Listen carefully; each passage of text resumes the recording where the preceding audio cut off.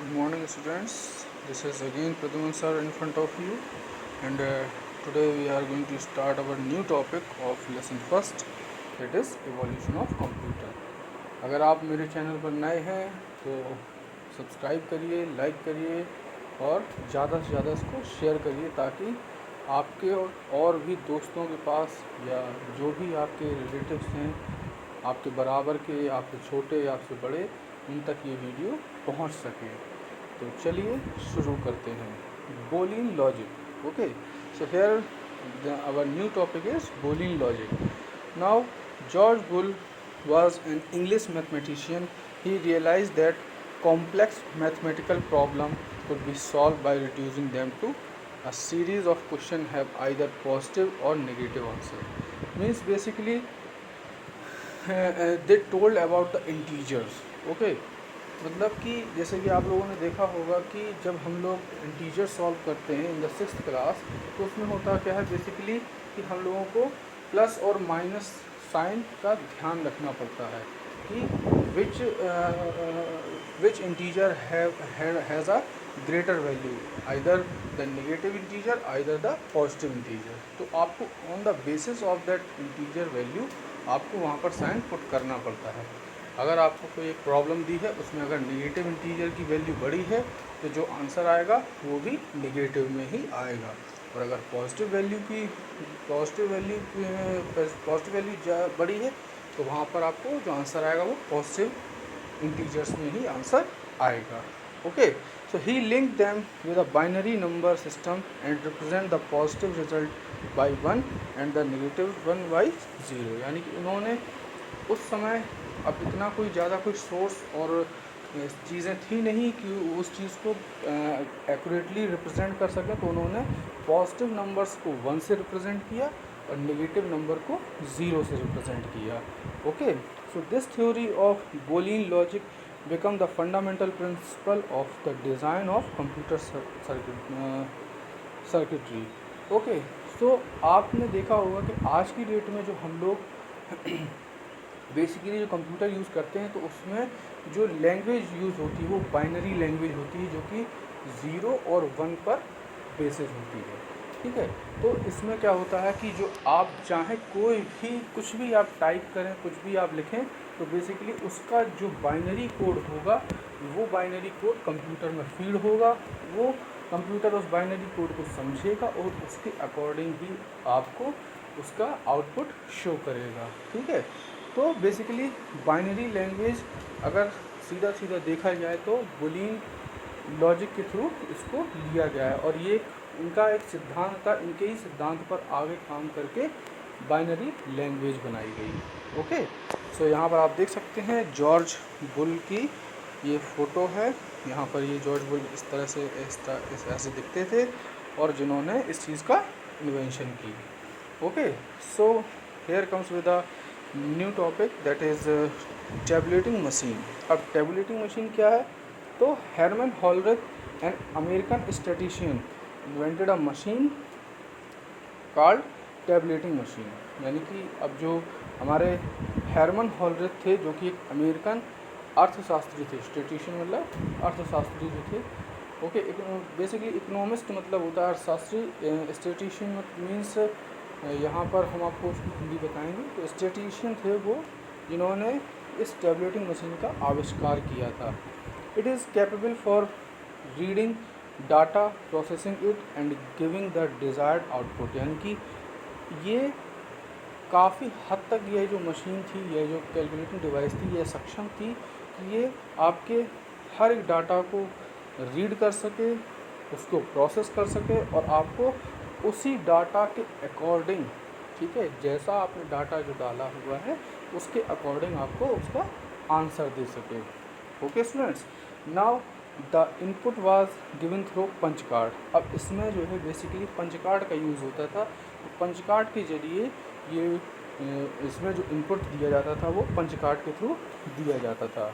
Now the punch card were used to record and store data और information. यानी कि वही पंच कार्ड जो होते थे उनको बेसिकली हम लोग स्टोर, पहले मतलब उसमें हम लोग पंच कार्ड में लोगों ने इनपुट दिया, फिर जब इनपुट के बाद जब रिज़ल्ट सब शो हो गया, आउटपुट मिल गया हम लोगों को, तो उसी पंच कार्ड को हम लोग स्टोर करके रख लेते थे फॉर फ्यूचर यूज़। ठीक है, क्योंकि वो बेसिकली हमारा डाटा है, तो उसमें हमारे सारे रिकॉर्ड्स हैं, तो वही पंच कार्ड अगर हमें जब कभी ज़रूरत पड़ेगी तो फिर से उस पंच कार्ड को लगा करके हम उस पर्टिकुलर प्रॉब्लम की वैल्यू और वी कॉल द सॉल्यूशन और वी कॉल द आउटपुट आसानी से प्राप्त कर पाएंगे। ओके, तो यहाँ पर आप देख सकते हैं ये है टैबलेटिंग मशीन। ओके, सो अब इसके बाद हम लोग आगे चलते हैं, आगे बढ़ते हैं। तो यहाँ पर दिया गया है मार्क 1।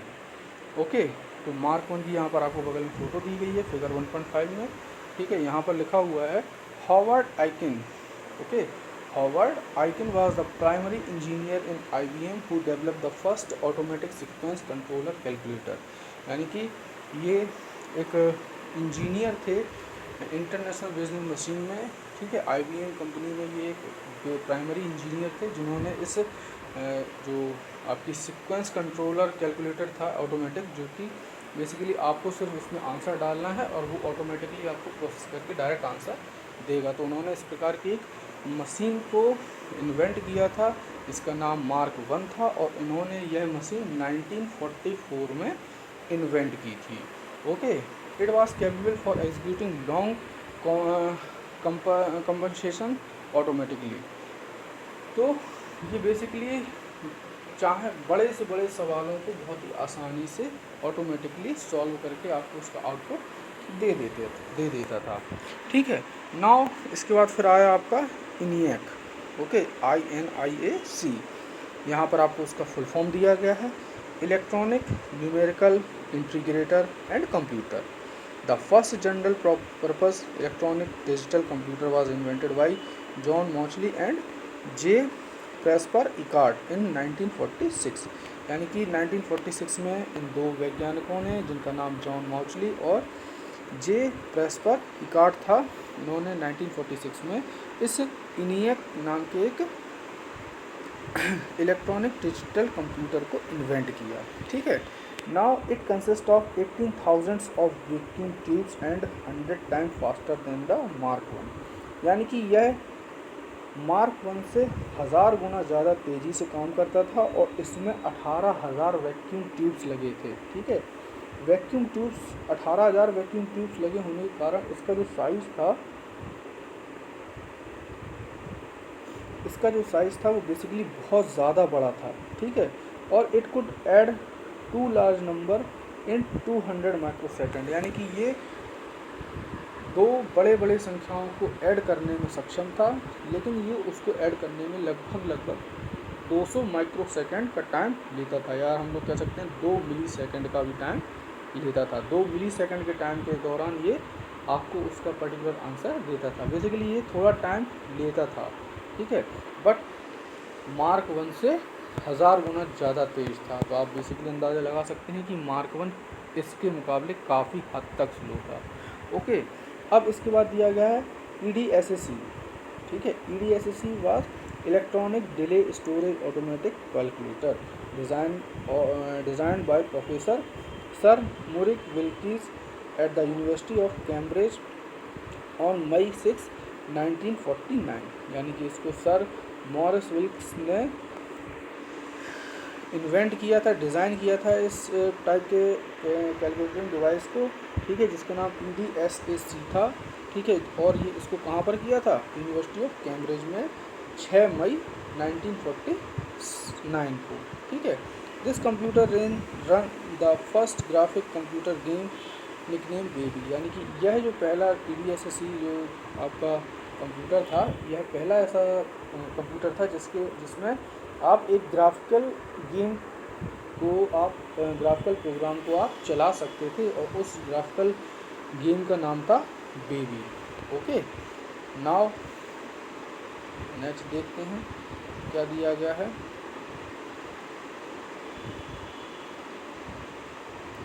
नाउ यहाँ पर दिया गया है EDVAC। ओके, EDVAC में क्या दिया गया है? EDVAC यानी electronic discrete variable or automatic computer is a modern type of computer came into existence with John von Neumann development of software। यानी कि इन्होंने इसको डेवलप किया था now written by binary code, यानी कि जो पूरी तरह से बाइनरी कोड आजकल के जितने भी कंप्यूटर हैं वो सारे आपके बाइनरी कोड पर ही बेसिस हो रहे हैं, सारे के सारे आपके बाइनरी कोड पर ही, आपके प्रिंसिपल पर ही चल रहे हैं सारे। It was John von Neumann who started the practice of storing data and instruction in binary code in the memory। Okay, यानी ये पहले ऐसे व्यक्ति थे जिन्होंने इस चीज़ पर स्टडी की कि किस तरह से हम अपने डाटा को बाइनरी कोड्स में या बाइनरी लैंग्वेज में हम अपने स्टोरेज डिवाइस में स्टोर करके रख सकते हैं, ठीक है, ताकि अगर हमें फ्यूचर में कभी उसका इस्तेमाल करना हो तो हम आसानी से उस चीज़ को यूज़ करके हम आसानी से उससे अपना जो डाटा है जो हमने स्टोर किया है वो हम आसानी से प्राप्त कर सकते हैं। Now Neumann joined hand with Presper Eckert an American electrical engineer and John Mauchly American physicist is a consulting role and EDVAC was built using binary code in 1950। यानी कि न्यू जो आपके जॉन वॉन न्यूमैन थे, इन्होंने basically प्रेस्पर Eckert से और John माउचली से हाथ मिलाया कि हम आपके साथ इस प्रोजेक्ट पर काम करना चाहते हैं। प्रोजेक्ट का नाम था EDVAC, ठीक है, और सन मीन्स ईयर 1950 में यह प्रोजेक्ट कंप्लीट होकर तैयार होकर कंप्लीट हो गया बाइनरी कोड के थ्रू।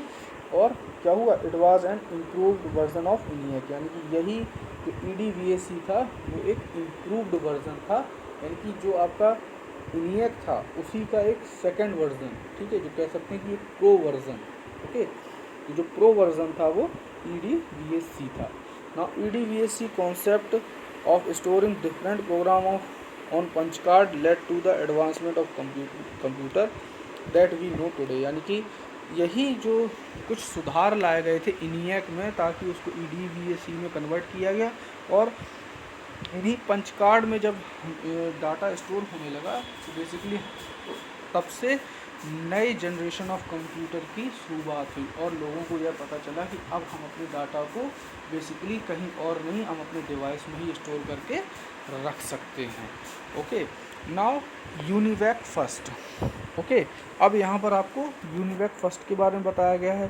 तो क्या बताया गया है, UNIVAC first universal automatic computer 1। Okay, ये इसका फुल फॉर्म है, was the world's first commercially available computer design by J Presper Eckert and John Mauchly in 1951। यानी कि 1950 में EDVAC को लॉन्च करने के बाद ठीक जस्ट एक साल बाद उन्होंने यूनिवैक फर्स्ट को लॉन्च कर दिया, ठीक है, जो कि बेसिकली एक ऑटोमेटिक कंप्यूटर था। और it was the first computer to handle both numeric and text data, यानी कि यह पहला ऐसा कंप्यूटर था जो कि आपका नंबर और टेक्स्ट डाटा यानी अल्फ़ाबेट्स को भी ये समझता था, ठीक है। बेसिकली अगर आप कुछ भी टाइप करते हैं तो वो आसानी से उसको स्टोर करके रख सकता है अपने अंदर, ठीक है।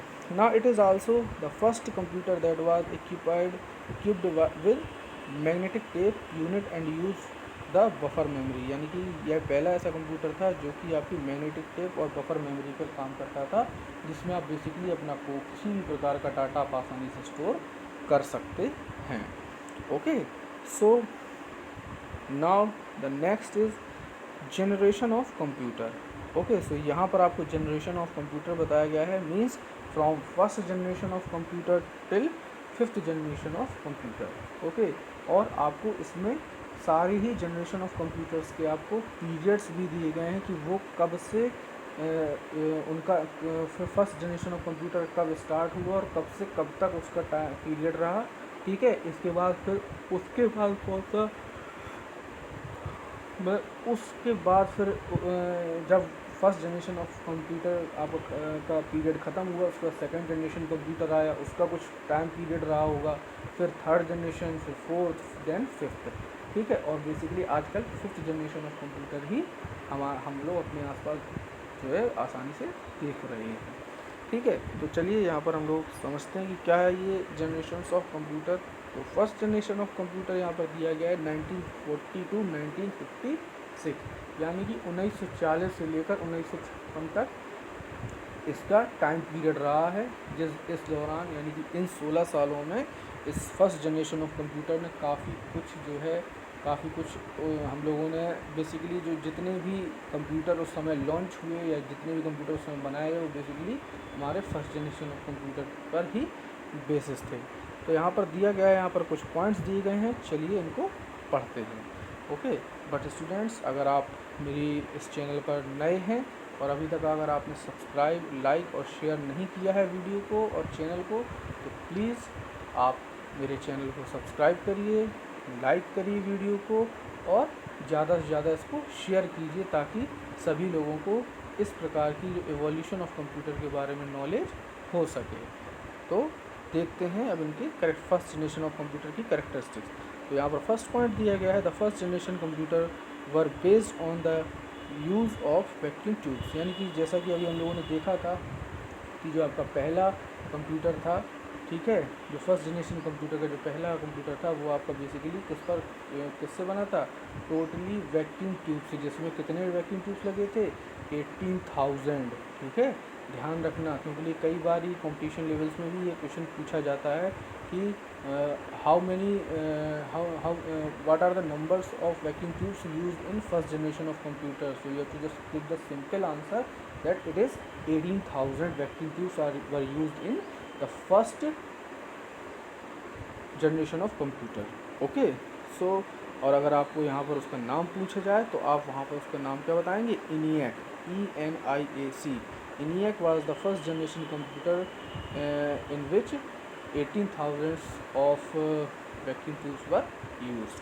Okay, now these computer use magnetic tape to store data। इस प्रकार के जो कंप्यूटर्स होते थे उसमें मैग्नेटिक टेप का इस्तेमाल होता था जिसके ज़रिए हम उसमें डाटा को स्टोर कर पाते थे। This computer relied on machine language to perform any operation and could solve only one problem at a time। यानी कि यह मशीन लैंग्वेज पर बेस्ड थे और यह एक बार में सिर्फ एक ही सवाल को सॉल्व कर पाते थे। यानी कि अगर आप इसको एक बार में कई सारे सवाल देंगे तो ये उलझ जाएगा, इसीलिए इसको इस पर बेसिकली एक व्यक्ति जो है वह एक बार में एक ही जो क्वेश्चन है या जो प्रॉब्लम है उसका सॉल्यूशन पा सकता है, सिर्फ only one. Input was based on punch card and paper tapes. यानी कि हम इसमें इनपुट जो है वो पेपर टेप्स या फिर पंच कार्ड के थ्रू देते थे। ठीक है, आजकल आप देख रहे होंगे कि कीबोर्ड है, माउस है, जॉयस्टिक्स है, स्कैनर है, ये सारी चीज़ें इनपुट के थ्रू यूज़ की जाती हैं, लेकिन पहले के समय में हम लोग पंच कार्ड और पेपर टेप्स का इस्तेमाल करते थे। ना output was display print out. ठीक है, और उसका जो आउटपुट निकल कर आता था वो बेसिकली सिर्फ प्रिंट आउट में ही निकल कर आता था।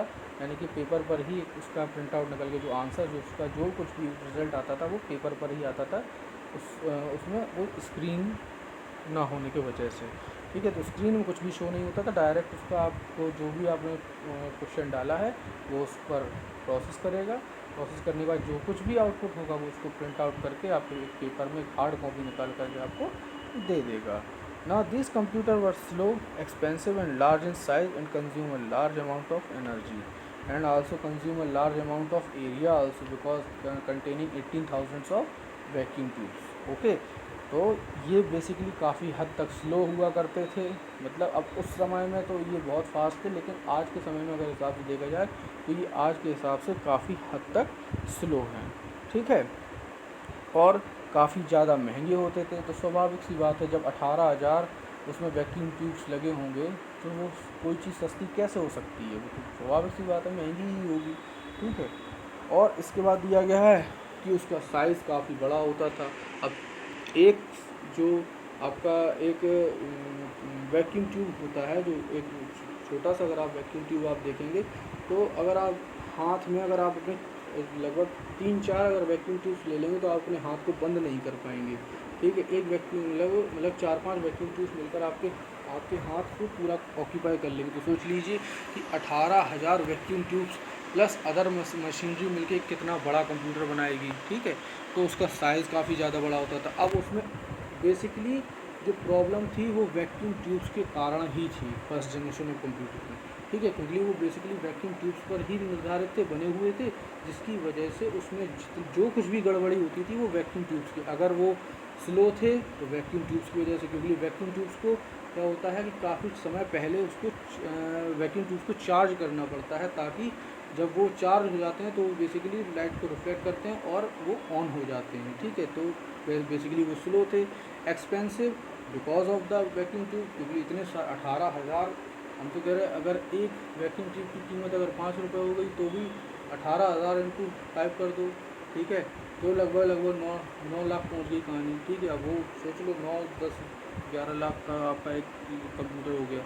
Large in size because of the vacuum tube. अब 18, अब जब 5 वैक्यूम ट्यूब मिलकर हमारे हाथ में नहीं बन रहे तो सोचो 18,000 वैक्यूम ट्यूब कितना बड़ा होगा, ठीक है। Consume large amount of energy, फिर से वही वैक्यूम ट्यूब, क्योंकि इतने सारे वैक्यूम ट्यूब्स लगे हैं तो सभी को चार्ज करने के लिए बहुत मैसिव अमाउंट ऑफ एनर्जी की ज़रूरत पड़ती थी। तो यहाँ पर कुछ एग्जांपल दिए गए हैं, जैसे यूनिवैक, इनियक एंड EDVAC। तो ये आपके कुछ एग्जांपल्स हैं, आपको मैंने वहाँ पर फोटो दिखाई दी थी। चलिए अब सेकंड जनरेशन ऑफ कंप्यूटर पर चलते हैं और उसका टाइम पीरियड जानते हैं और ये क्या था, कैसा था, किससे बना था और फर्स्ट जनरेशन ऑफ कंप्यूटर से कितना अच्छा था, इसके बारे में जानकारी लेते हैं। तो the second generation of computer use transistor in place of vacuum tubes, यानी कि इसमें अब इन प्रकार के जो सेकंड जनरेशन ऑफ के कंप्यूटर थे जो कि आपके 1956 से 1963 तक, बेसिकली ये आपके 7 साल यानी कि 7 साल तक आपका इनका जो कार्यकाल रहा वो 7 साल तक रहा। 7 साल तक इन्होंने अपनी कार्य किया, ठीक है। और 7 साल बाद आपका थर्ड जनरेशन ऑफ कंप्यूटर आ गया। तो सेकंड जनरेशन ऑफ कंप्यूटर में आपको बेसिकली बताया गया है कि इनमें आपका जो है ट्रांजिस्टर्स का यूज़ किया गया था। ट्रांजिस्टर बेसिकली काफ़ी हद तक छोटे होते हैं वैक्यूम ट्यूब्स से, ठीक है। यानी कि वैक्यूम ट्यूब जितना बड़ा एक वैक्यूम ट्यूब होता है उतने बड़े कम से कम 5 या 6 ट्रांजिस्टर्स आ जाएंगे, ठीक है। तो ट्रांजिस्टर बेसिकली मतलब ऐसा समझ लीजिए कि एक vacuum tube is 5 times much bigger in size than a transistor, यानी कि वो 5 गुना या 6 गुना ज़्यादा बड़ा होता था वैक्यूम ट्यूब ट्रांजिस्टर से, ठीक है। तो इसीलिए जो वैज्ञानिक थे उन्होंने क्या किया, वैक्यूम ट्यूब को ट्रांजिस्टर से रिप्लेस कर दिया, ओके। सो अब यहाँ पर हम लोग देखेंगे like the first generation this computer relied on magnetic tape, यानी कि ये भी आपके मैग्नेटिक टेप पर ही वर्क करते थे, ठीक है, जैसा कि आपके first generation of computer work करते थे। लेकिन because of transistor they are much more faster than first generation of computer. तो second generation of computer moved from mechanical language to assembly language, यानी कि अब वो मशीन लैंग्वेज से, sorry mechanical नहीं, मशीन लैंग्वेज से वो असेंबली लैंग्वेज में आपके मूव कर चुके थे। यानी कि अब उन्हें मशीन लैंग्वेज की नहीं असेंबली लैंग्वेज की ज़रूरत थी, which allow the program to specify instruction in words, यानी कि अब वो आपकी कुछ इस प्रकार की जो एग्जांपल दिए गए जैसे Fortran, COBOL, basic language come into existence in this generation, यानी कि इस प्रकार की आपकी कुछ बेसिक लैंग्वेजेस जो हैं कंप्यूटर वो आपके सामने आई और उस पर ही बेसिक्स आपका जो कंप्यूटर था वो वर्क करता था। Punch card and paper tape were used as input device and output was presented through print out, यानी कि अब इस प्रकार के जो कंप्यूटर आपके सेकेंड जनरेशन ऑफ कंप्यूटर आए उन्होंने पंच कार्ड और पेपर टेप को इनपुट डिवाइस के तौर पे लिया और जो प्रिंट आउट जहाँ से निकलता था उसको बताया कि ये आउटपुट डिवाइस है और ये हम सभी को आउटपुट प्रोवाइड कराता है। Now these computer were faster, basically they are faster because transistor are much more less in size and much more faster than vacuum tube and much more cheaper than vacuum tube, okay, so that's why they are faster, ठीक है। तो वो आपके first generation of computer से ज़्यादा तेज़ थे, यानी कि उनका जो वर्किंग प्रोसेस था वो काफ़ी हद तक तेज़ था। नाउ चीपर, वो काफ़ी सस्ते थे, ठीक है। अब सीधी सी बात है ट्रांजिस्टर बहुत सस्ते आते हैं, ठीक है, और आपका जो वैक्यूम ट्यूब है वो काफ़ी हद तक महंगे हैं, ठीक। अब स्मॉलर, तो मैं आपको बता ही चुका हूँ कि एक वैक्यूम ट्यूब बराबर 5 ट्रांजिस्टर या 6 ट्रांजिस्टर माइट भी हो सकता है। तो सोच लो साइज़ में कितना अंतर हो गया, तो सीधी सी बात है कि काफ़ी हद तक वो छोटा हो गया। And more efficient than the computer first generation computer, तो सीधी सी बात है कि अब जो साइज़ था कंप्यूटर्स का वो काफ़ी हद तक छोटा हो चुका था because of the transistor, okay. Transistor के इस्तेमाल होने की वजह से उनका जो साइज़ था वो काफ़ी हद तक छोटा हो गया था, जिसके कारण वो आसानी से उनको बेसिकली हम लोग वो हमारे लिए मोर इफ़िशिएंट यानी कि यूज़फुल थे। हम लोग आसानी से उनको इस्तेमाल कर सकते थे, आसानी से हम ऐसे कंप्यूटर्स को समझ सकते थे। तो यहाँ पर कुछ आपको एग्जांपल्स दिए गए हैं, जैसे कि IBM 1400 सॉरी IBM 350। ठीक है, यहाँ पर आपको ये 2 एग्जांपल्स दिए गए हैं। ठीक है, तो आप इसको गूगल पर सर्च कर करके आप इसकी फ़ोटोज़ को देख सकते हैं। Okay students, so today I think I have to quit this video because it contained too much length, and on the next day I will come with a new video। and again मैं फिर से आपसे यही कह रहा हूँ कि अगर आप लोग मेरे इस चैनल पर नए हैं तो प्लीज़ सब्सक्राइब करिए, बगल में आपके एक बेल आइकन आएगा, उसको प्रेस करिए और ऑल को सिलेक्ट करिए ताकि आप मेरे वीडियोस की नोटिफिकेशन सबसे पहले पा सकें। और मेरी वीडियो को लाइक करें और ज़्यादा से ज़्यादा अपने सर्कल में, फ्रेंड सर्कल में या जहाँ पर भी आप जिसको जानते हैं उसको शेयर करिए ताकि उसको भी इस बारे में इंफॉर्मेशन मिल सके। Thank you, good bye.